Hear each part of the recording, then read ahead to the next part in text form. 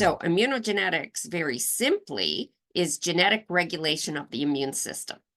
And I'll show you some slides in a little bit that give an idea of the number of genes that regulate the immune system.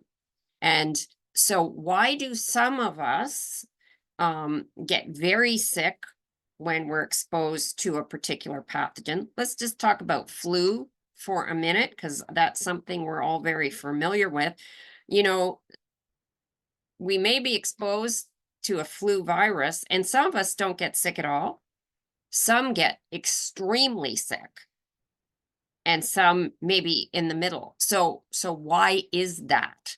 And that's the genes, right? So let's assume we're all exposed to the same dose for a minute, because dose would have an impact. But let's assume we're all exposed to the same dose, and then why are you seeing all this variation? And we all know it right in our own homes and our own families, right?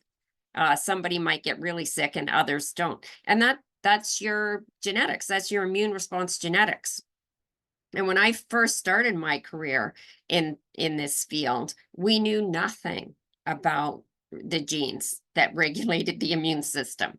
And now we know a whole lot about them. And the next frontier is really learning more about how those genes interact, for example, with the plethora of genes that regulate vitamin D, because genes don't work independently. They work like an orchestra, right?